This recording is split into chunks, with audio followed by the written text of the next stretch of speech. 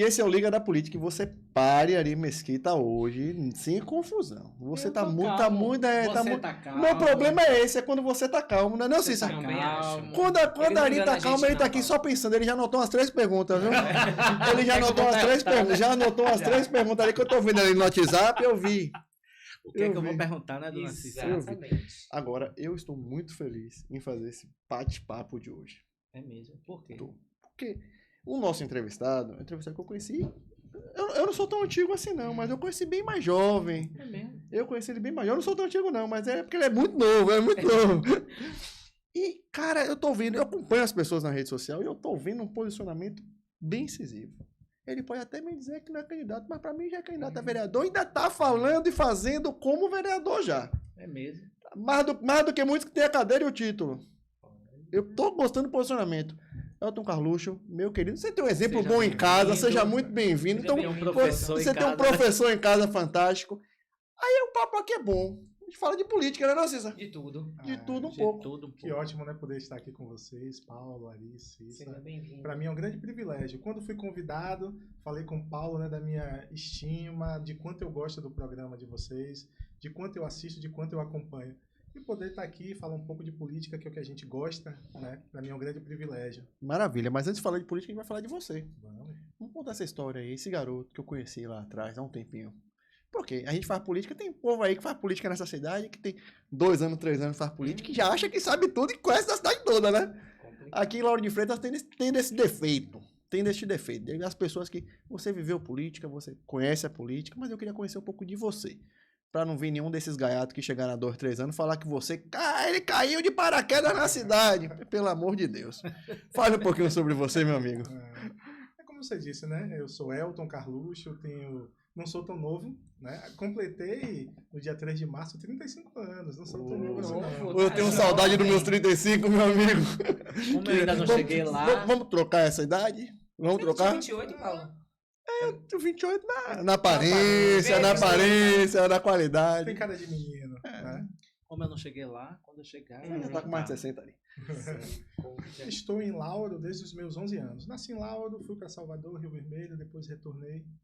E como você disse, né, minha relação com a política vem de um tempo, né? Não é algo que começou agora. Eu estudei nos colégios municipais de Lauro de Freitas, participei de projetos sociais aqui na nossa cidade. E por estudar nesses espaços, por participar desses espaços, que a gente entende a necessidade da política. Na educação pública, por exemplo, você precisa, sim, lutar por uma educação de qualidade. Escolas onde o ensino seja adequado, né? Onde o estudante ele consiga aprender e tenha os seus direitos garantidos. Nesses projetos sociais, eu aprendi a importância, né, desses espaços na minha formação, né, na formação complementar, que vai além da educação regular, né? E aí, logo em seguida, entrei na faculdade de jornalismo. No meu segundo ano de jornalismo, eu entendi, né, que a informação é um princípio básico para o exercício da cidadania. Logo depois, quando eu me formei, em 2012, em 2013, lancei um jornal na cidade, o jornal O Agora. E esse jornal, o objetivo dele foi justamente dar voz às comunidades, né? A gente falar de problemas, falar de soluções, dar espaço ali para o líder comunitário dar uma entrevista, né, falar sobre as suas questões. E no meio político, né, junto a meu pai, Carluxo, né, que tem a honra de ser filho, de acompanhar desde muito cedo, né, compreendendo, entendendo como se faz política, entendendo quais são as necessidades do nosso povo, quais são as necessidades da nossa comunidade, né, morando em Tinga, que é o bairro mais populoso. É onde acontece, né, a cidade. De Lauro de Freitas, a gente tem a oportunidade de conversar ali, né, com o cidadão, com a cidadã, ter amigos, né, que estão ali naquele meio, que utilizam os serviços públicos, né? E por ter amigos, amigas que utilizam esses serviços públicos, a gente tem acesso a entender quais são as debilidades, quais são as deficiências, o que é que está melhorando, né, o que precisa melhorar. Então, é nesse caminho que a gente entra, que a gente entende, que a gente vive a política da cidade. Então, além da política, você tem a atuação de jornalista. Estamos numa bancada aqui com 4 jornalistas. Isso é importante. E como é que você está enxergando? Como é que você está vendo hoje a cidade? Você está conversando com um, está conversando com outro. O que você está ouvindo a cidade falar para você hoje? Olha, Lauro de Freitas, de modo geral, é uma cidade que eu gosto muito. Eu entendo que é uma cidade que nos últimos anos se desenvolveu bem, né? Cresceu bastante, né? teve muitos avanços, mas ainda tem muitos desafios, né? Se a gente entrar, por exemplo, na gestão da prefeita Maria Gramacho, a gente percebe, sim, que é uma boa gestão, foi uma boa gestão. A cidade de Lauro de Freitas é a cidade que mais tem Minha Casa Minha Vida, por exemplo. É, né? Uma cidade que o déficit de habitação hoje é quase zero, né? Você tem restaurante popular, você tem uma saúde que vem melhorando, você tem uma educação que sim precisa melhorar, mas é uma educação que cumpre, né, é o seu papel. Mas a gente também entende que existem novos desafios, né? Quem entrar, quem assumir a partir de 2025, vai assumir novos desafios. Não porque a gestão da prefeita Maria Gramacho foi uma gestão ruim, mas porque os desafios deles se renovam, né? As necessidades de 2005, quando o Moema assumiu, não são as necessidades de 2025, né? São 20 anos. Então, quem assumir tem esses desafios. Né? A controvérsia do quê? Há controvérsia. Do quê? Porque fale mais sobre isso. Das dificuldades? Me explique. Eu não entendi. Alguém entendeu? Ninguém ali entendeu. Eu entendi. Quem está assistindo aí está perguntando. Nossos problemas perguntando. de mobilidade continuam. Ah, Nossos problemas de transporte público continuam. Nossos problemas Mas você não acha que esses problemas eles vêm com o crescimento? E é inevitável? Quando você cresce, a sua roupa não deixa de lhe caber? Não, Paulinho, eu acho assim, eu vim para Lauro de Freitas desde o ano 2000. Desde o ano 2000, o problema de transporte público é um problema na Há quem cidade. diga que eu cheguei aqui em 82. Eu vi esse crescimento e acredito que Sim. quando a cidade cresce, você de fato tem. Eu sou a pessoa que andava de bicicleta, que eu ia de Vilas a Portão, consertar minha bicicleta em Portão, pedalando de bicicletas. Hoje isso não se faz. Não faz. Por quê? Porque a cidade cresceu, a cidade se desenvolveu. É um preço que você paga. Você cresce. A sua bicicleta que você andava quando você tinha 6 anos de idade é diferente da que você anda hoje. Na cidade, antigamente na cidade, 8 horas da noite já não tinha mais transporte. Era um problema. Você vinha de Salvador, eu cansava de saltar ali na frente do encontro e ir andando até em casa. É um problema. Eu sou da época que parava no aeroporto. Pronto, olha aí. Não posso A dizer gente não pode. que a Ari esteja errado, não. Porque a questão da mobilidade do nosso município é uma área que eu acho, sim, inclusive nos orçamentos participativos, né, a mobilidade foi uma das minhas contribuições.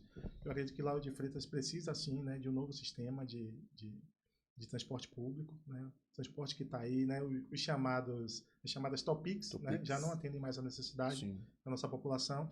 E por não atender a necessidade é que surgiram os ligeirinhos. Para o cidadão, para a cidadã que usa, né, o ligeirinho é a mão na roda, ajuda bastante. Mas o grande problema é que o ligeirinho ele não é regulamentado. E quando você tem um transporte que não é regulamentado, né, gera algumas questões. Como é que está a questão da conservação desses veículos? Né? Como é que estão esses motoristas? Será que eles estão devidamente adequados para o exercício da profissão de motorista?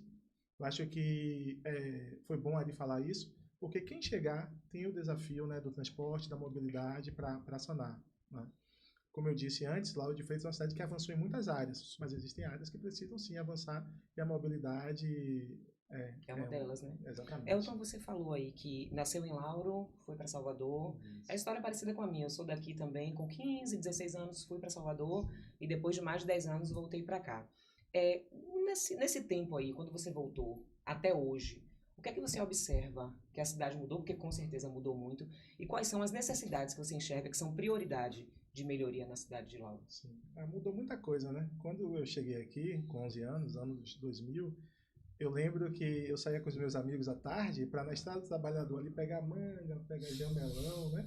A cidade é uma cidade muito arborizada, né? Ainda não era uma cidade verticalizada, não era uma cidade com uma grande densidade, né, demográfica como é hoje. Sim, minha mãe conta que ela aprendeu a dirigir na Estrada do Coco. Pense aí. Eu também. Porque não tinha, né, esse movimento e ela aprendeu ali, ia parando, imagine, hoje em dia. Exatamente. Impossível.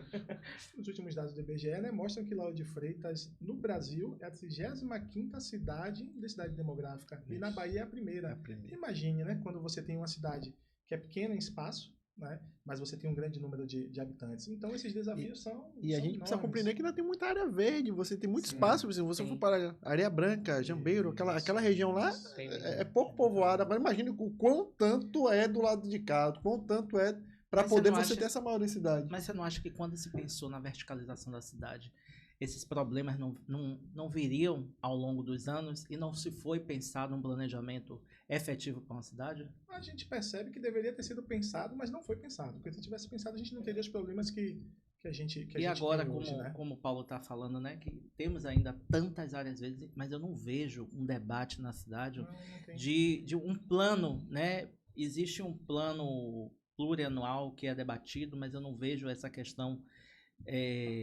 do crescimento, do pensamento em relação ao vetor de crescimento da cidade, né, de fazer mais escolas, de fazer mais hospitais, de fazer mais postos de saúde, de tratar essa mobilidade para poder receber, né? Tá aí um projeto para criar um bairro novo ali na região de Quingoma, mas não se pensa em resolver problemas históricos da cidade. Exatamente. E eu acho que é um grande desafio para quem vai assumir, né? Quem está se pré-candidatando, né, que não pode falar candidato, pré-candidatando para uma cadeira do Legislativo, que não se debate esses pontos na cidade. E diz, a prefeita está fazendo um bom trabalho, a prefeita está isso, a prefeita está aquilo, mas eu não vejo, sinceramente, em nenhum lugar um debate sobre a cidade.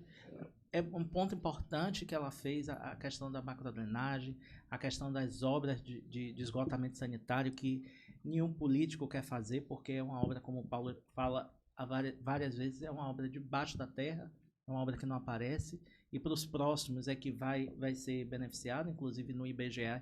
Não sei se você tem esses dados, mas a gente conseguiu esses dados através do IBGE.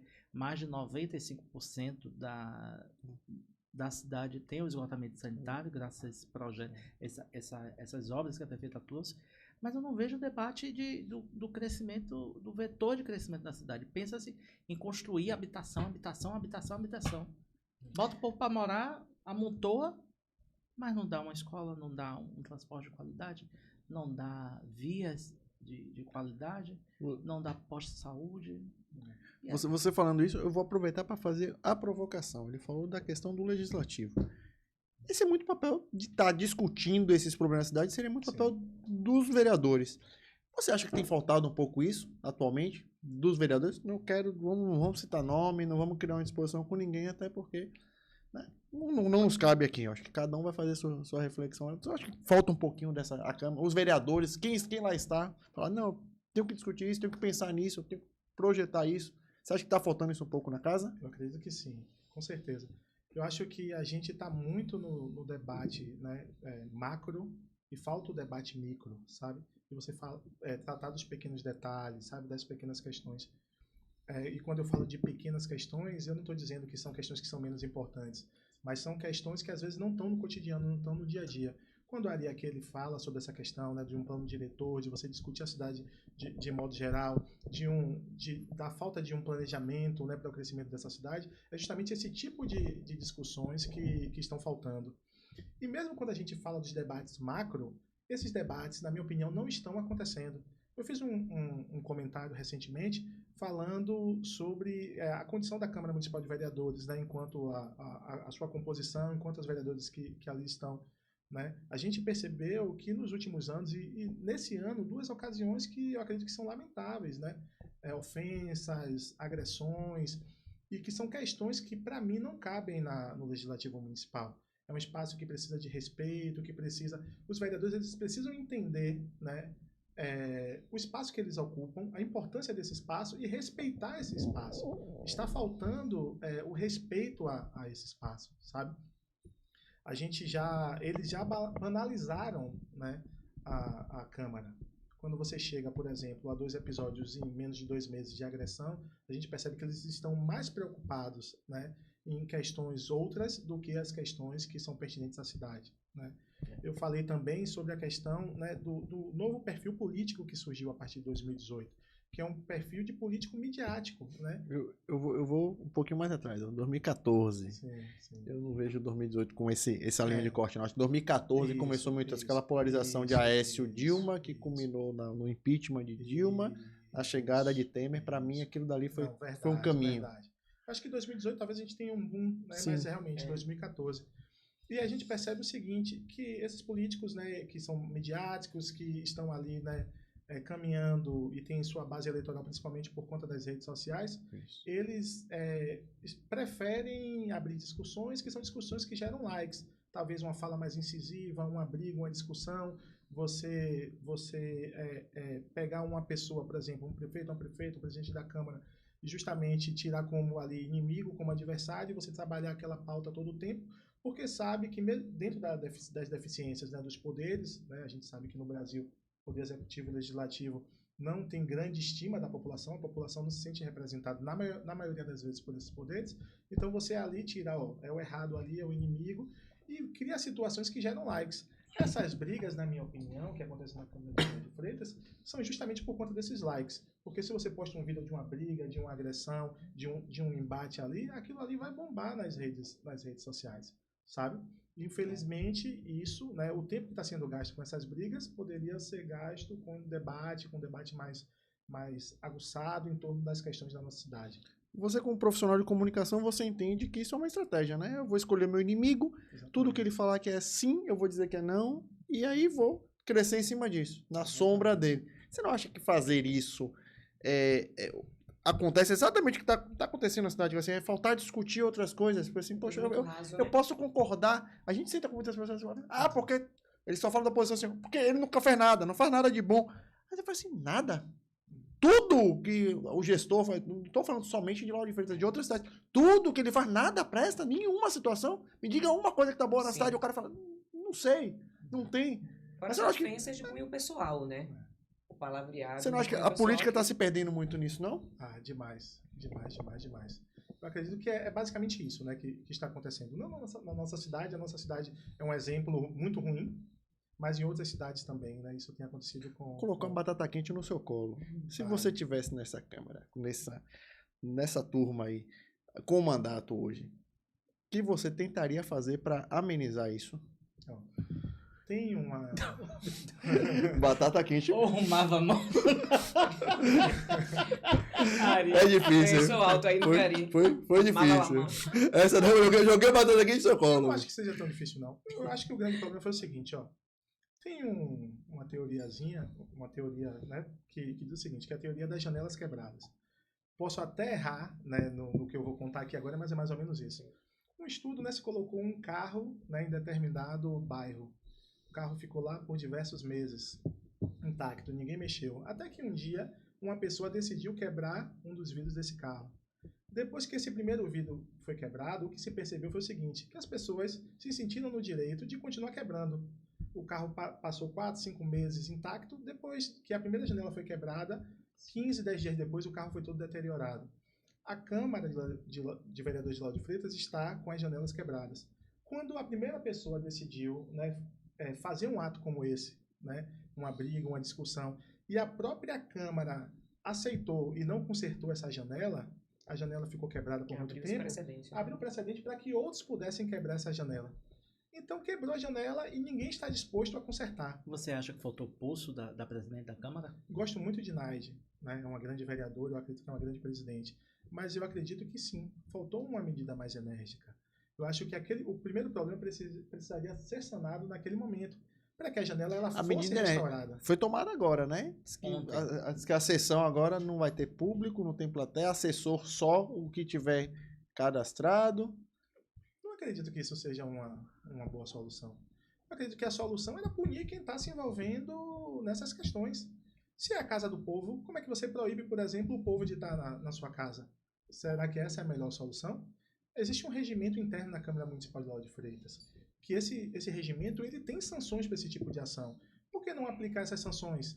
Né? Aí você pune, por exemplo, o cidadão, a cidadã que queira assistir às sessões. Eu só queria entender o que passa na cabeça de uma pessoa que critica o que faz, critica o que é e tá lá, né? Se a pessoa acorda com tanta raiva, por que sai de casa? Por que não abre mão do mandato e entrega alguém aqui, né?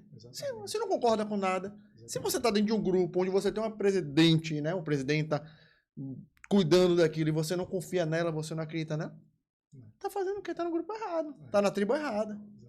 Tá na tribo errada. Mas acho que não é isso que a pessoa quer, né? A pessoa quer justamente fazer desse não concordar com nada uma forma dela permanecer. Que é aquilo que você falou, de estar discordando de tudo para poder se sobressair somente nesse sentido. Estratégia burra, né? Porque, politicamente falando, o trabalho que é bom que é o fundamental de se fazer, né? É o que trabalhar reelege. pela cidade. É o que reelege. Não é só as cenas de novela, né? Dos espetáculos. Então, fica complicado, realmente. Infelizmente, virou um grande espetáculo a nossa Câmara, né? As discussões elas estão sendo deixadas de lado. justamente para aquilo que a gente falou aqui, né? Para o like, né? Para curtida, para engajamento. Engajamento, exatamente isso. Exatamente. E você? O que faria diferente? Olha, se eu fosse presidente da Câmara, eu acho que o que dava para fazer de diferente é justamente seguir o que o regimento interno da Câmara diz, né? Se ele diz que há sanção, né? Exatamente, é preciso manter o decoro parlamentar. Sim. Então, eu acredito que estando naquele espaço, sendo presidente ou não, eu agiria dessa forma. No sentido de fazer se cumprir o regimento interno e que... Se você fosse presidente, então tinha uns 2 caçados lá, uns 3. Quantos caçados? Não sei se caçado, porque não dependeria exclusivamente de mim, dependeria dos pares, né, dos demais vereadores. Mas, no mínimo, teria aberto lá um procedimento... Mas você não acha que não tem um corporativismo nessa hora, não? Na hora da briga, da confusão, você acha que eles não sentam para conversar? Peraí, vamos lá, vamos com calma. Você não acha que se arruma, não? Se organizam lá, não? Não estando lá, não tenho propriedade para falar sobre isso. Mas eu acredito que, diante de tudo que já aconteceu, né, a gente pode sim imaginar que exista esse tipo de corporativismo. Porque se não houvesse, com certeza, né, os envolvidos nesses episódios, eles teriam sido, no mínimo, punidos, chamados à atenção, e parece que nem isso acontece. Tem um ato que falam muito que assim, é abrir precedente. Eu já ouvi muito isso, já falei muito isso em alguns causos que eu vivi na minha vida. Tipo assim, quando você faz um processo de cassação, você abre um precedente para que talvez amanhã você ou alguém seu possa ser cassado. E eu acho que isso é o que protege muito isso. Assim. Mas, ao mesmo tempo, também as pessoas que fazem isso precisam compreender que não pode exagerar. Né? Você tem o rito do corporativismo. Então, assim, não é... Quem destoa muito, de fato, para mim não está no lugar certo, mas aí é da pessoa com a pessoa. Eu não acordaria infeliz e dormiria infeliz de ter um cargo que nada serve e que não funciona e porque não posso fazer nada e porque isso. Eu não acordaria e dormiria feliz. Você acordaria e dormiria feliz? Com certeza. Eu acho o seguinte, talvez a cassação seja a medida mais extrema. Sim. Pretendo me aprofundar um pouco mais nisso, mas eu acho que consta no regimento, né, sanções além da cassação. Sim. Né? Suspensão de 30 dias, de 60 dias. Eu acredito que é o seguinte, talvez não fosse o caso de no primeiro ato, no segundo ato, ter a cassação, mas ter algum tipo de sanção para que os parlamentares eles entendessem que aquele ambiente não era um ambiente passivo daquele tipo de ação. Então, eu acho que a gente precisa, na verdade, ainda, que tem esse tipo de sanção, sabe? Eu não sabia, por exemplo, do que vocês falaram, que a medida tomada foi proibir a participação do povo e dos assessores. Foi ontem. Não vai ter acesso, ninguém tem acesso. Só os assessores, só os vereadores e o assessor que tiver cadastrado. Não pode, a única filmagem que vai ser feita vai ser a do YouTube. Então, assim, tem até gente que eu até vi um comentário, o pessoal fala, vai punir o povo pelo erro do vereador. Exatamente. Mas ao mesmo tempo eu também penso, quem colocou o vereador lá? Tá punindo os representantes deles. Eu acho que não vai mudar nada. Quem tá brigando são os vereadores. Se tiver que brigar, vai continuar brigando do mesmo jeito. Porque eles não fazem isso. Eles não brigam pelo povo que está presente no momento. Eles brigam para ter o recorte e postar na rede social. Então eles vão fazer da mesma forma para poder postar na rede social. Vai ter muita diferença. Amanhã você vai ver. Elton, você tem uma grande referência de casa, que é seu pai. Né, na política, ex-vereador, secretário, diversas pastas. Mas como é que surgiu esse seu interesse pela política, né? Porque herança, às vezes não é de pai para filho, né? Às vezes os seus degeneram e não saem ao que o pai é. Como foi que surgiu esse seu interesse pela política e como foi que você começou, né, essa caminhada aí? Bacana. Eu falei um pouco no começo, né? É lógico que a questão de ter um pai e que eu acompanhei muito, né? Isso influencia, né? De eu ter interesse pela política. Mas eu acho que o ponto-chave foi justamente na minha adolescência, né? Eu gosto muito de projetos sociais, sabe? Quem me acompanha vê a quantidade de projetos que a gente tem aqui na Itinga, na nossa comunidade, na nossa cidade. E quando eu comecei a participar desses projetos sociais, principalmente na área de esportes, né, ao mesmo tempo eu estudava, né, nas escolas públicas da nossa cidade, eu percebi quanto é importante esse tipo de ação para a nossa cidade. Ao mesmo tempo, a gente percebe que o poder público não tem perna, né? Talvez não tenha perna para realizar esse tipo de ação.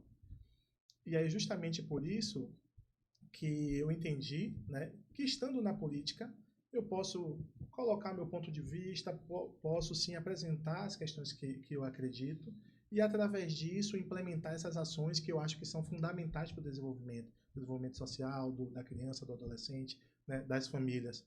Outro ponto importante foi justamente através do jornal O Agora. Né? Quando eu lancei esse jornal, não foi justamente por, é uma forma aqui de eu ganhar dinheiro, não, porque eu já trabalhava, mas foi para poder dar voz à comunidade. Na época era o governo de Dr. Márcio, né? Uma pessoa que inclusive tem minha estima, minha consideração, eu gosto muito, mas naquele momento eu acreditava que tinha algumas questões, né, que precisavam ser melhoradas. Até eu que estava lá dentro sabia disso. Eu com 21, 22 anos, né, eu não tinha outra forma de falar o que eu queria falar, se não fosse através da comunicação desse jornal. Era um jornalzinho impresso, é? É um jornal impresso. É um jornal impresso. Gratuitamente. E como era a saída? Era uma vez por semana, mensal? E hoje em dia, as coisas foram resolvidas ou não existem mais críticas? Não foram. O jornal continua rodando e tem crítica. Exatamente. Algumas foram, né? Naquele momento, muita coisa foi resolvida. Por exemplo, a gente batia muito na questão da UPA. Né? Não posso dizer que foi resolvido por conta do jornal, mas eu acredito que contribuiu. Acelera, né? O papel da imprensa é esse. Para dar mais visibilidade ao problema, né? Para que a nossa UPA fosse inaugurada, né? Os problemas na cidade continuam, né? Assim, por mais que eu diga que eu acredito que Moema, né, em todo o seu trajeto fez um bom governo. Desculpa. Não, pode perguntar, não tem problema não. Eu fui fazer uma cobertura de uma certa rua lá na Itinga e a liderança atualmente sempre foi da base da prefeita. Sim. E era oposição. E a pessoa batia. Na época de Márcio. Aí ontem eu passei por essa rua. Tá pior do que na época de Márcio. E ninguém fala mais nada. É por isso que eu tô perguntando se a pauta é seletiva ou você continua falando. Como eu iniciei, né, como eu disse, naquele momento eu não tinha outra forma de me fazer ouvir. Sim. Então o jornal era a única ferramenta. Eu não tinha acesso, né, à gestão, não tinha acesso às secretarias. Hoje a minha forma de cobrar, de buscar essas melhorias é diferente. Né? Estou um pouco mais velho, né, já estou na política, né, tenho relações na política. Então, a minha forma de buscar essas melhorias é justamente com um requerimento, sabe? Com um ofício, com uma conversa com o secretário. Então, isso mudou um pouco, mas as cobranças, elas continuam. A gente percebe, assim, eu tenho crítica, assim, à gestão. Justamente a questão da mobilidade, que eu falei aqui anteriormente, foi pauta, né, da minha participação nos orçamentos participativos, com a presença da prefeita. Fui incisivo em falar que a cidade de Lauro de Freitas precisa, sim, de um novo planejamento em relação à mobilidade, que o transporte público da cidade, infelizmente, precisa sim de uma nova licitação, né? Precisa sim ser replanejado para atender às necessidades da comunidade. Então, em relação a 2012, 2013 para agora, as cobranças continuam, mas elas são feitas de forma diferente. Mas o jornal continua pontuando e criticando o que tiver que criticar. Exatamente. Agora tem uma coisa em você que surpreende, assim.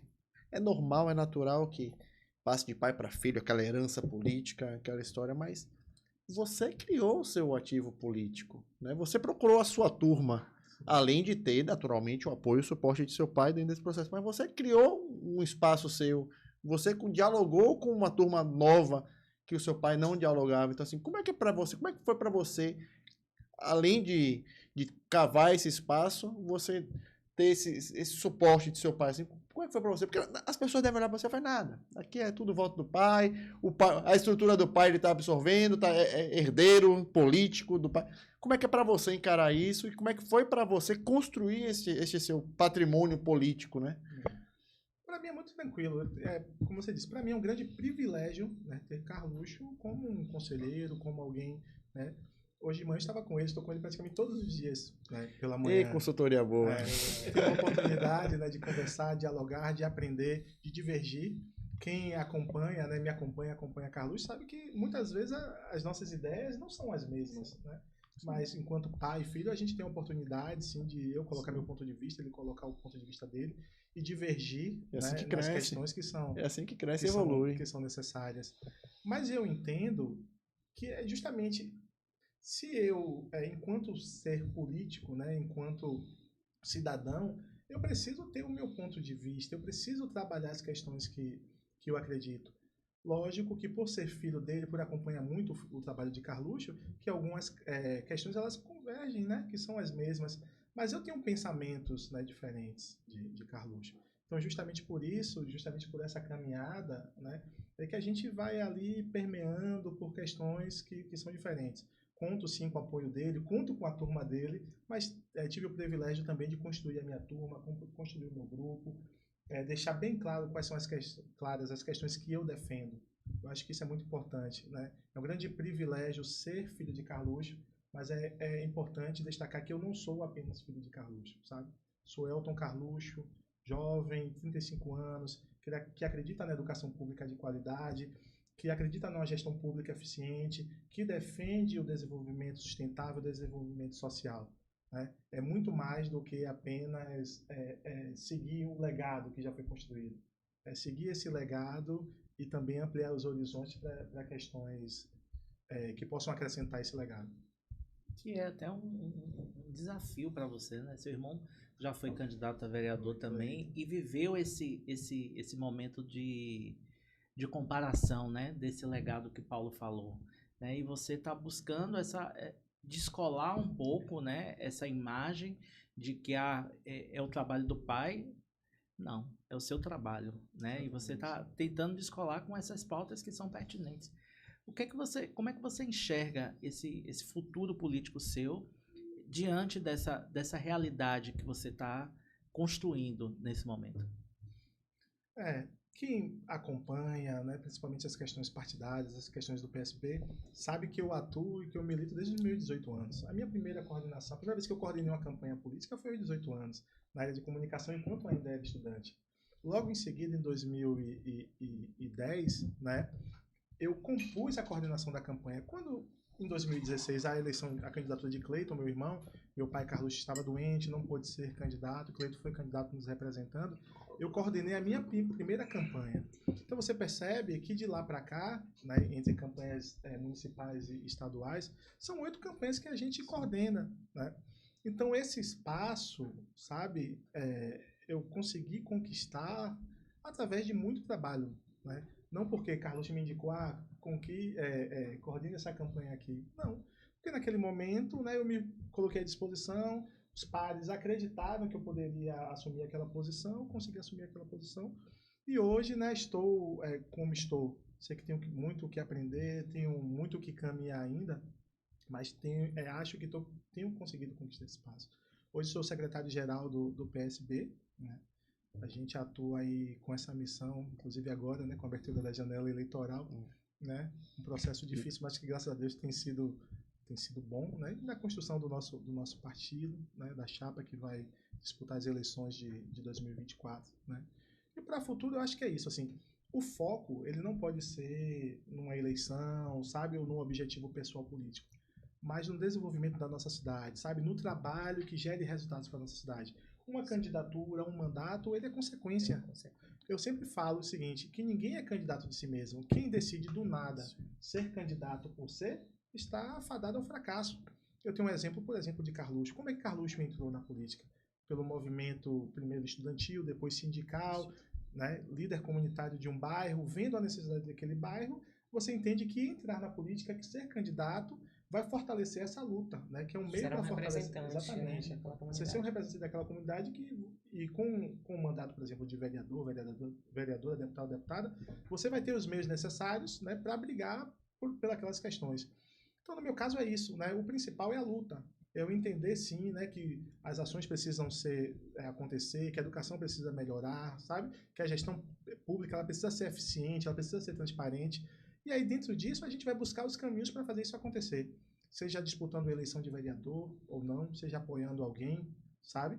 seja das mais diversas formas. Contribuindo de alguma forma. Exatamente. Né? Agora, a sua, não vou nem dizer carreira, mas a sua vocação política, a gente percebe que cresceu muito com a sua profissão de jornalista, né? Enquanto comunicólogo, o que é que você trouxe da comunicação que você acha que te ajuda muito no dia a dia? Né? Esse dom da comunicação e é sempre aperfeiçoado pela graduação, né? O que é que você acha que trouxe, que te ajuda muito? É o falar, é as redes sociais, é de tudo um pouquinho? Como é que você trabalha isso aí? Acho que é o ouvir. A gente, enquanto jornalista, a gente precisa ouvir. A gente não escreve um texto, por exemplo, no meu caso, né, do que vem da minha mente. É do que a gente ouve, Sim. né? Enquanto jornalista, enquanto repórter, a gente precisa reportar o que o outro diz, o que o outro fala, as dores das outras pessoas. Então, eu acho que o ouvir é o que mais acrescenta na política, sabe? Você entender as necessidades das pessoas. O político, ele tem muito a questão do falar. Às vezes, o político quer falar mais do que ouvir. Eu acredito que saber ouvir mais do que falar talvez seja o grande aprendizado, o grande legado que o jornalismo ele me traz. Você acha que falta muito da política hoje em dia, essa questão do político saber ouvir a população, saber onde está a dor da população?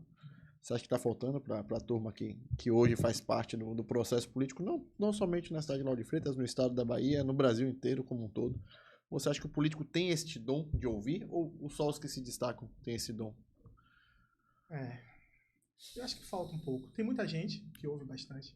Posso citar, por exemplo, o nosso governador Jerônimo Rodrigues. Quem conhece Jerônimo sabe que ele tem uma capacidade de ouvir enorme. Que diziam que Rui não tinha, né? Não posso dizer que eu não convivia com Rui. Mas por estar um pouco mais próximo de Jerônimo, ter tido a oportunidade de conversar algumas vezes, a gente percebe que ele tem essa capacidade de ouvir. Então eu acredito que quem ouve, sim, pode se destacar. Eu acho que não é também só ouvir, né? O cara pode ouvir ali, mas também não tem iniciativa. Ouvir e agir. Né? Exatamente, não tem iniciativa de agir. Mas eu acho que quem ouve se destaca, né? Você falou aí do PSB. Sim. Né? E a gente vai ter, nesta próxima eleição de 2024, um problema seríssimo com arrumação de partido. Sim. Como é que está a estrutura do PSB hoje? Qual o suporte que você está tendo do partido? E como é que está essa arrumação em Lauro de Freitas, principalmente? Porque não é sozinho que você vai conseguir fazer isso. Você, na verdade, é um coletivo. Né? São 22 candidatos que você... Desses 22, 8 mulheres, né?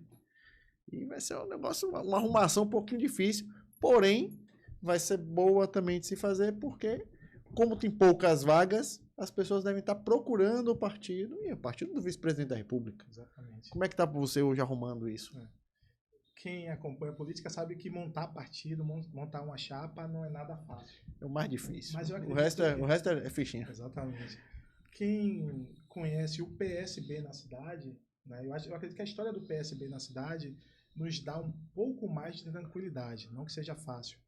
Por ser um partido histórico, que tem um diretório montado, o Carlos está no PSB, por exemplo, né, desde 85. Você sempre foi. Desde os 16 anos, PSB, desde os 16 anos. Por ser um partido histórico, um partido que tem uma posição, uma posição firme, né? Quem conhece o PSB sabe o que é que o PSB luta. Você ainda faz juventude de partido, não? Não. A juventude vai até quando? 29. A juventude vai até 29? 29 anos. É mesmo? Não é 35, não? Eu tô vendo. Não é 35, aquele não? meme de Nazaré aí, os cálculos. Eu sei o que você tá pensando, mas deixa é porque tem gente que faz com 35 anos, acha que se acha jovem.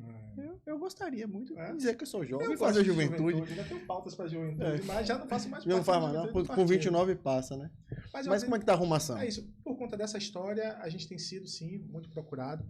Aconteceu em 2020, o PSB hoje não tem vereador na cidade, justamente por conta do problema de arrumação em 2020. E aí, quando a gente recebe, né, tem um problema, a gente aprende com esse problema. E tendo aprendido com 2020, lógico que a gente vem muito mais preparado, né, para 2024. A gente tem um grupo forte, um grupo que a gente já vem montando, né, há um tempo, que teve um fortalecimento a partir do ano passado, onde a gente conseguiu trazer, né, novos quadros. Só que a gente, nesse período agora da janela partidária, né, que vai até abril, a gente entende que a gente precisa, sim, avançar um pouco mais, fortalecer um pouco mais esse partido, para que a gente não eleja só um, mas consiga eleger dois, ali caminhando talvez para o terceiro. Agora, vocês não acham que vai ser uma missão muito difícil, não? A prefeita botou o prazo dela para escolher o candidato no final do mês, não tem uma semana para arrumar isso. que vocês estão achando? Vocês internamente. Ainda bem que ninguém tá ouvindo aí. O que vocês acham aí? Uma semana de prazo para você arrumar esse partido. Vai ter gente querendo sair, vai ter gente querendo vir. Em uma semana vai ser uma semana que ninguém vai dormir, né? Para a gente que já vem trabalhando há um tempo, né, a gente só precisa consolidar o que já vem sido... Só vai arrumar sido acordado. Agora, a prefeita Moema Gramacho é uma grande líder. Quem conhece Moema, né, você ganhar 4 eleições não é uma tarefa fácil. Não é fácil. Para você ganhar 4 eleições, você precisa ter muita habilidade política. E se ela estabeleceu isso, com certeza não foi da noite para o dia, não foi impensado, foi muito bem pensado. Então, a gente acredita assim nas diretrizes que a prefeita ela dá ao seu grupo. Em uma semana, né? Tira de letra aí. Dá pra fazer, dá pra arrumar tranquilo. Vamos ver, né? Vamos ver. Vai ser difícil. Vai ser uma semana que ninguém dorme. Ah, não vai mesmo. Você tem uma semana, A semana que estender um pouquinho esse prazo. Aí... Não tem como, porque a filiação ela só vai até dia 6 de abril. De abril, 5 de abril, praticamente, porque 6 é só mandar. A gente já vem nominado. trabalhando, né? A gente tem um mês aí de janela, a gente já vem trabalhando. Agora a questão é só consolidar justamente o trabalho que já vem sendo feito. Mas você há de convir que com a escolha da prefeita, se não for de acordo com o que vocês estão planejando, tudo muda, né? Olha, nós somos grupo, né? A gente está participando dessas discussões. Né? O PSB participa dessas discussões. Eu não acredito que a gente vai ter grandes surpresas, não. Hoje eu vi um vídeo, inclusive, né? O grupo ali unido, os principais pré-candidatos ali unidos em uma conversa. Eu acredito que a gente vai conseguir, sim, chegar à unidade, como sempre chegou. Né? Se a gente pensar, até na eleição de 2012, né, que perdemos para Dr. Márcio, né, a gente não teve um grande rompimento no grupo. Sim. E acredito que nessa eleição também a gente não vai ter esse rompimento. Existe algum nome do PSB que está lançado lá como pré-candidato a prefeito? Olha, Carluxo, né, pela experiência que tem, né, por tudo que representa na política de Lauro de Freitas, é um nome que está colocado. Sim. A gente percebe que existem outros nomes, né? Inclusive que são, sim, de confiança do PSB, né? Que o PSB tem estima, tem consideração. Podemos citar, por exemplo, o secretário de Saúde César, né? É alguém que eu acredito que tem feito um bom trabalho. Ingrid Leila, que se colocou agora, eu particularmente tenho uma excelente relação Ela teve aqui falando com Leila, sabe? Leila é alguém que eu acredito muito na seriedade da política. As pessoas que me tratam, sabe, com respeito, com seriedade, têm o meu respeito. César me trata com muito respeito, né? Então, é alguém que tem palavra. Leila é alguém que me trata com respeito e tem palavra. Então, são pessoas que eu confio muito. A gente tem Rosalvo. Rosalvo é conhecido por ser um cumpridor de acordos, né? Se ele empenha a palavra ali, você pode ter certeza que ele vai cumprir o que está falando, né? A gente tem Ailton, né? Ailton é alguém que construiu um capital político na cidade. A gente percebe que hoje ele tem um grupo forte ao seu entorno. Então, o que eu entendo é o seguinte, a gente tem, sim, bons pré-candidatos, e dentro desses bons pré-candidatos, o nome que foi escolhido em consenso pelo grupo vai ser o nome que o PSB vai trabalhar, vai se dedicar e vai buscar eleger. Então, por isso que eu acredito que o PSB não tenha um problema com essa escolha. Até porque o PSB ele participa dessa escolha. Sendo uma decisão do grupo, né? Enquanto grupo, o PSB vai acatar essa decisão. Então você está me afirmando que a base da prefeita, independente do nome, todo mundo vai marchar junto. Eu não posso afirmar isso. Mas a percepção que eu tenho hoje é que existe uma unidade no grupo. E a sua percepção? Sim. O outro lado. Pare, você tá... Que risada maléfica, viu? Olha, como é que tá o outro lado? Você acha que lá também fechou o nome, bateu o nome, tem unidade? Rapaz. Você acha que tá mais difícil pra quem sair unido assim, abraçado junto? Apesar de ter grandes amigos na oposição... Sim, eu também. Gosto de todos. Acompanho um pouco. Menos... Eu acompanho pouco a oposição. Né? Sim. Tenho boa relação com o Teobaldo, tenho boa relação com o Mauro, que inclusive esteve aqui. Tenho uma excelente relação com Mirella. Sim. Né? A Mirella é alguém que tem minha estima, tem minha consideração. Mas eu acompanho pouco a oposição. Eu não tenho visto acenos como eu vi, por exemplo, no nosso grupo, sabe? De unidade. Não sei, porque, assim... Nessa altura, eu sendo da oposição, né, eu acho que a gente já deveria ter tido a decisão do nome, já vem trabalhando o nome. E essa demora dentro da oposição, eu acredito que ela não ajuda, ela atrapalha. dentro do governo, né, você postergar um pouco, Sim. eu acho importante. Exato. Porque mantém o grupo unido, né?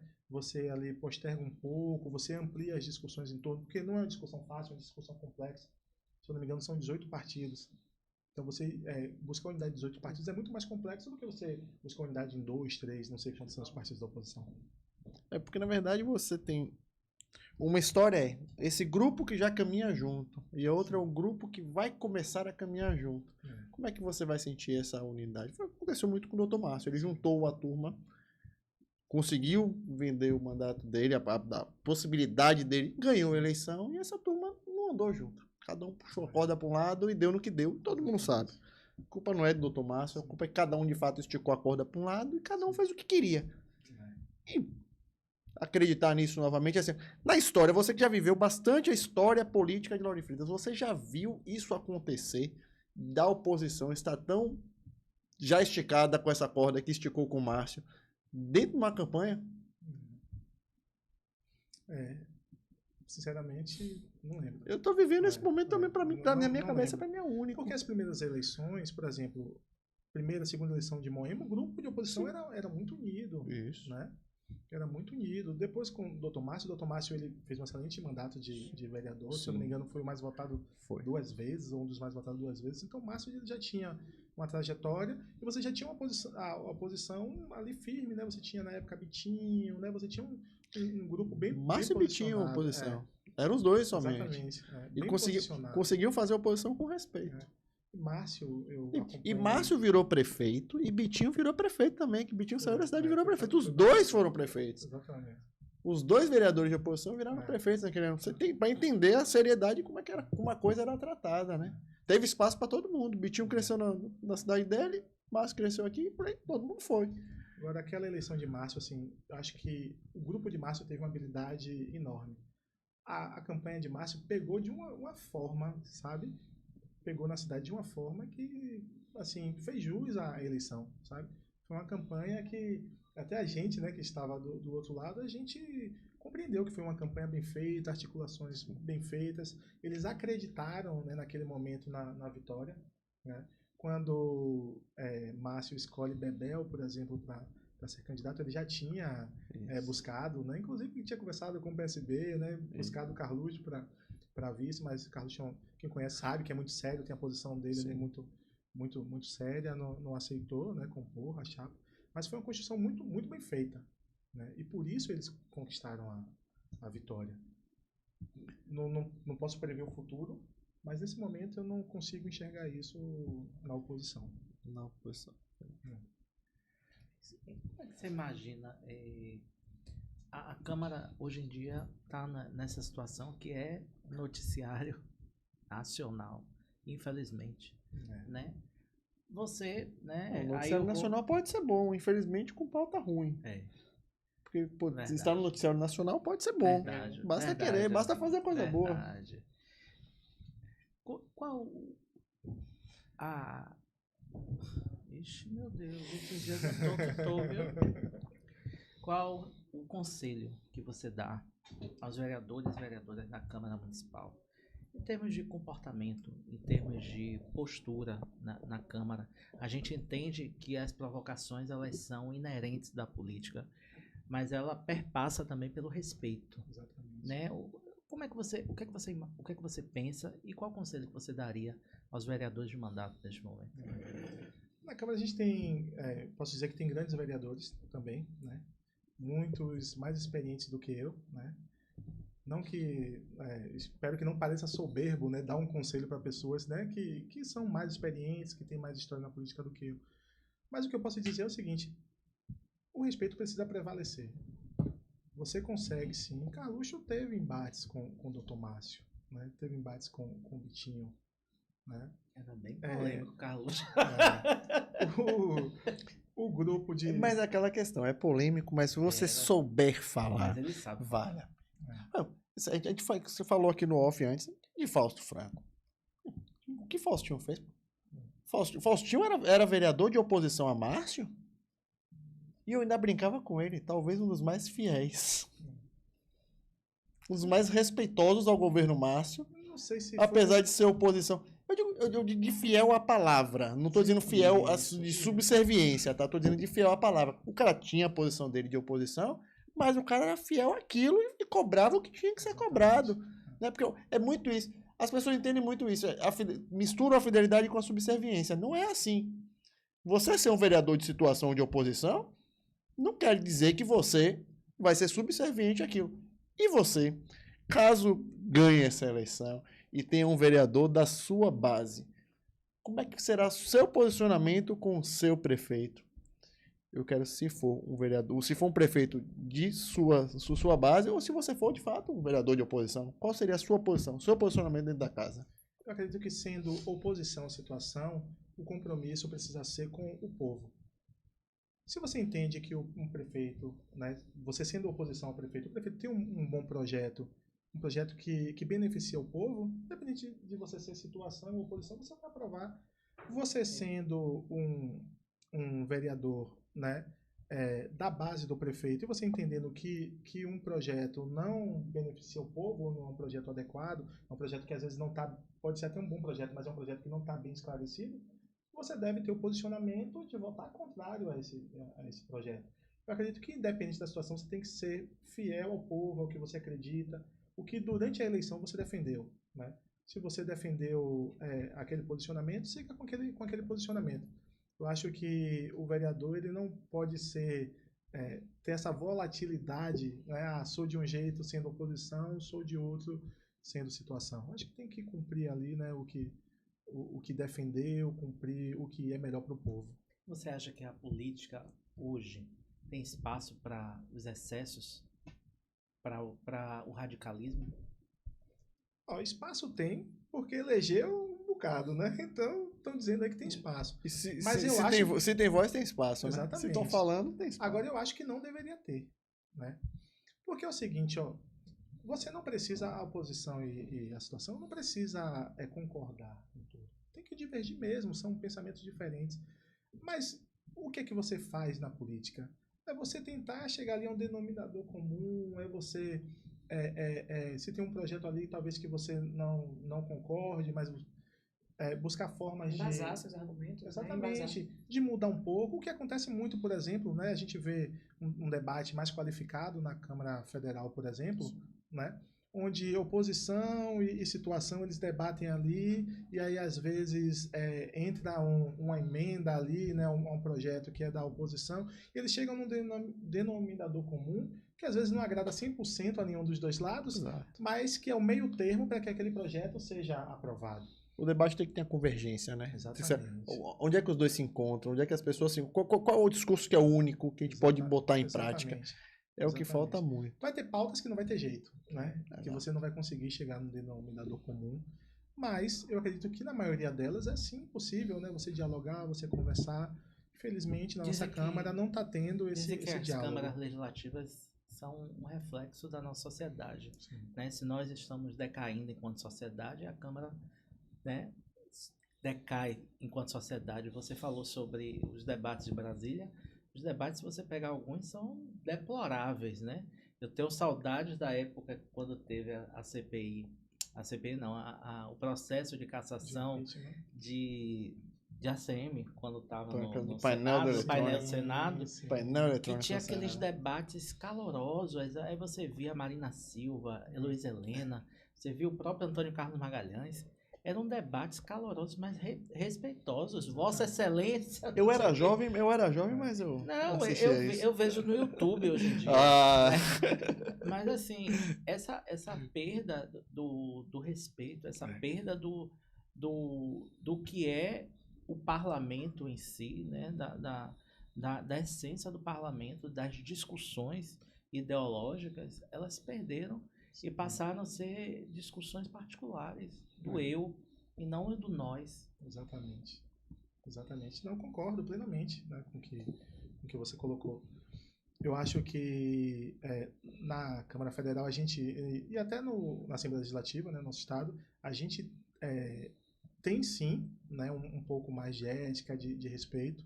Não que na Câmara Federal a gente não tenha brigas, não tenha discussões, principalmente nas comissões. A gente vê lá, como dizem, o pau quebrar nas comissões. É importante. Né? Mas Lauro de Freitas, eu acho que hoje passa ali dos limites, né? E realmente, eu acho que ultrapassou os limites, nós né? precisamos, assim, ser uníssonos, né, nesse sentido, de que a gente precisa, assim, de respeito, de ética, de seriedade. Que quem for compor a Câmara de Vereadores Lauro de Freitas a partir de 2025 entenda tudo o que vem acontecendo, tudo o que aconteceu, e sabendo que o posicionamento precisa ser diferente. Você pode, sim, falar de um pouco mais firme, você pode, sim, ter um posicionamento ali, um embate, né, mais acalorado, mas não pode chegar ao que chega, sabe? Eu acho muito complicado você usar palavras como descarado, como descarada, sabe? Sim. Você xingamentos, agressões, é muito pesado. Eu não vou querer dizer que entendo. É porque às vezes a pessoa, isso é normal. No dia a dia. Pra gente não é, mas pra pessoa pode ser tão normal o ser descarado, o estar descarado, conviver com a descaração, que acha que chamar o outro de descarado é nada. Mas aí. E é nesse contexto, Paulo, que eu falei que o discurso ele é mais sobre ele e não sobre o outro. Pronto. Entendeu? E assim, o que Pedro diz sobre Paulo fala mais sobre Paulo do que sobre Pedro. Verdade. É uma coisa, é tão discrepante a falta de respeito em que os discursos eles são falados para a plateia. Sim. Não gostou não também. E às vezes a plateia, por entender que isso é normal, vai entender aquilo como nada. Mas você falou que você coordenou algumas campanhas, 8 campanhas aí, ao longo desse tempo. Como é que será para você? Como é que você está se preparando para coordenar a sua própria campanha ou para viver este momento? Porque você sabe onde é que tem que acertar, onde é que tem que errar. E você vai ter que ser ou candidato ou tá coordenando isso. Como é que você está se preparando para conviver com isso aí? Coordenar a campanha é um grande desafio. Eu tive a oportunidade de ser candidato a deputado estadual na última eleição. Não foi uma candidatura, né, que eu planejei. Fui convidado pelo meu partido em abril. Inicialmente neguei, né, ser candidato. Mas missão é missão. Exatamente. Amadureci no mês de maio, conversei com o meu grupo, com o meu partido, que eu não caminho sozinho. E entendi que naquele momento o partido, a estadual, precisava de mim, precisava do PSB de Lauro de Freitas, e decidimos ter essa candidatura. Mas para mim foi um grande desafio, porque eu sou da organização, dos bastidores. Eu não sabia ser. Como é que foi viver isso? Essa chavinha, essa viradinha, como é que é isso aí? Porque da minha cabeça eu não consigo entender virar essa chave. Antes da campanha começar, né, o período eleitoral começar, eu tive 2 meses. E aí foram os 2 meses de preparação. De entender, por exemplo, que em uma reunião eu não era a pessoa a conduzir, a organizar aquela reunião. Né? Eu era a pessoa a chegar, a dialogar com as pessoas, a entender, a ouvir. Isso demorou um pouco. Mas essa eleição de 2022, para mim, foi assim, um divisor de águas. Foi eu entender qual é a minha posição hoje, né? Como é que isso funciona. Foi importante para a construção do meu grupo, né? Do meu time. Eu não tinha alguém, sendo o coordenador de diversas campanhas, eu não tinha alguém que pudesse sim coordenar aquela eleição para mim, né? naquele período. E aquela eleição foi assim, foi importante para a preparação desse grupo. Hoje eu posso dizer que eu tenho um time preparado, né? Hoje um vereador, uma vereadora, ele não está ali sozinho, né? O que é construído dentro de um mandato não é construído sozinho ou sozinha. É construído diante de um grupo. Existe candidatura de uma pessoa só, você já disse isso, né?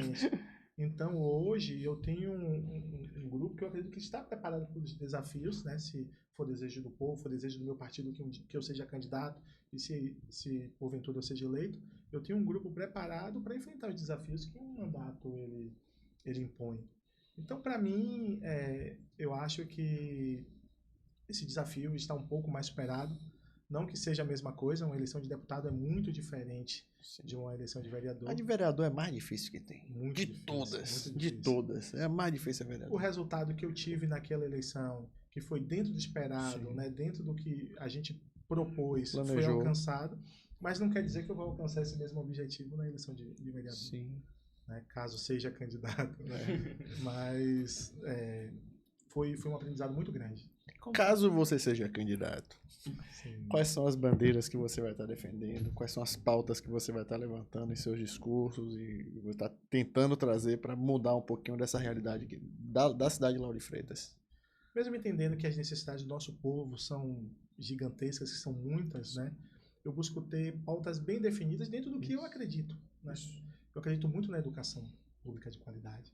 Eu acredito que a educação pública de qualidade, ela pode enraizar para a solução de outros problemas, por exemplo. Se você tem uma boa educação, você resolve problemas de ordem social, né? Problemas diversos de ordem social. Eu acredito também que a gente precisa ter uma gestão pública eficiente, né? A gente percebe que que às vezes a gente encontra gestões que não estão preparadas para esses desafios, né? Então eu defendo a gestão pública eficiente. E também vivendo num planeta, né, como o nosso, eu defendo a sustentabilidade. Eu acredito que não dá mais para a gente conviver, né, sem se preocupar, a gente viver nesse ambiente sem sempre se preocupar com ele. A gente está vivendo uma onda de calor atualmente, assim, enorme. Né? Vocês têm ideia, né? Falar uma coisa pro pessoal aqui. Eu acordo nos últimos dias, eu tenho acordado de madrugada para tomar banho, porque é um calor absurdo. Ouço muita gente falando isso. Que tá acordando e isso é justamente porque essa preocupação com a doido. sustentabilidade com o meio ambiente é pauta nova, né? Pauta de 20, 30 anos, né, para cá. Que já era para ter sido discutido lá atrás, para que a gente não estivesse vivendo o que está vivendo hoje. Exatamente. Então, essas 3 pautas, né? Não que eu não me preocupe com outras, por exemplo, me preocupo sim com saúde, me preocupo com desenvolvimento social, me preocupo com esporte, mas eu acredito que através dessas 3 pautas a gente consegue abranger, né, um leque de necessidades. Então, são sim as pautas que eu defendo. Então está preparado para deixar, né? Já tinha deixado de ser pedra para ser telhado, para receber as críticas, né? Porque é uma mudança de chave, né? Sim. Você é aquela pessoa que recebia as críticas de outra pessoa. Agora você vai ser a crítica, né? O criticado. O objeto da crítica, eu quero dizer. Eu nunca convivi, né? Por exemplo. Lógico que a gente recebe críticas, seja no trabalho, seja, né, nas diversas áreas que a gente permeia, mas eu nunca, como você disse, nunca fui telhado, né? Nunca recebi essas pedradas. Mas eu acredito que a gente está preparado hoje, sim, para entender como isso acontece, e isso acontecendo, ter a serenidade necessária para reagir né, reagir bem a tudo isso. Eu já ia dizer, não vai chamar descarado, não. Deixa disso, rapaz. Meu povo, chegamos naquele pior momento do programa. Passa muito rápido, gente. Chegamos lá. Sabe qual é o pior momento do programa? É quando ele acaba. O papo foi muito bom. Muito obrigado. Eu fiquei muito mais surpreso ainda. Eu tenho lhe acompanho por rede social, é muito bacana ouvir você, essa horinha de papo aqui. E eu acho que este é o intuito desse programa. Esse programa vem trazendo isso pra gente e é fundamental a gente ouvir várias pessoas. A gente tá ouvindo muita gente. E ouvir de uma pessoa jovem, como você é. É jovem, sim. Apesar dos seus 35 anos, você é jovem. Apesar da experiência que você tem de vida política, você é um jovem, sim. Pra essa política que tá aí. Tem muito mais gente, até mais velha e muito mais imatura. Você é um jovem, mas você tem uma maturidade fantástica. E queria lhe parabenizar por isso. Não, me surpreendi, já estava surpreso quando ele fez muito, muito bom, muito importante. Queria deixar um abraço ao seu pai, é uma pessoa queridíssima, que eu respeito muito e costumo dizer, um dos poucos aqui da política de Lauro de Freitas que eu falo, se falou mal de Carluxo, eu vou botar os 2 pés para trás, porque é um cara que há de ser respeitado, tá? Então se falou mal dele, para mim, eu já recuo. E assim farei com você a partir de agora. Obrigado. Né? Você ganhou essa herança de seu pai. Eu queria agradecer suas palavras finais, Ari. Vocês têm mais alguma perguntinha? Deixa aqui suas redes sociais, não. Tá tudo certo. Se deixar, a gente fica aqui mais 3 horas. Então é melhor. Se o Instagram voltar a funcionar, né? Se o Facebook. Eu vi mais notificações aqui, eu acho que voltou a funcionar. Coisa boa. Eu acho que já seja sempre bem-vindo. Sua rede social. Sua rede social e suas considerações finais aqui para essa câmera aqui. Pronto. Quem quiser saber mais, né, um pouco do que a gente propõe, do que a gente fala, acompanha lá no Instagram e no Facebook, Elton Carluxo. Só tem eu, é fácil de achar, né? Eu acredito que lá a gente está aberto para críticas, sugestões e para realmente promover esse debate em torno de uma cidade melhor, né?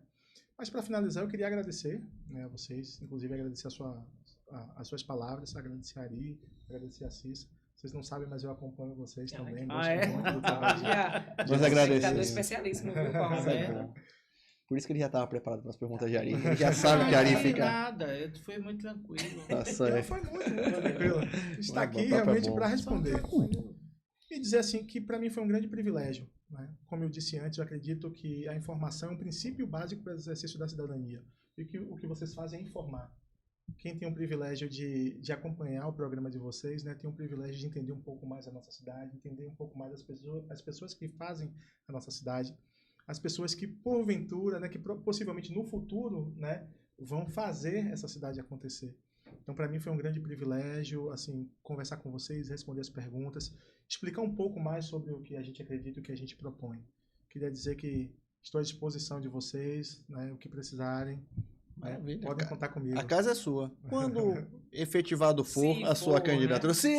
se por acaso você for efetivado, se essa vontade se tornar, né, firme e verdadeira, você volta aqui para Só falar um pouquinho retornar. sobre como é que vai ser essa caminhada de pré-candidato ou de candidato. Estamos Se aqui à isso disposição. acontecer, Sim. me convidem que eu estou à Ah, disposição. então pronto. Maravilha. Meu povo, e por aqui ficamos para Tchau, mais um tchau, episódio. gente. Tchau, tchau. É Até a isso, próxima, gente. hein? Até a próxima.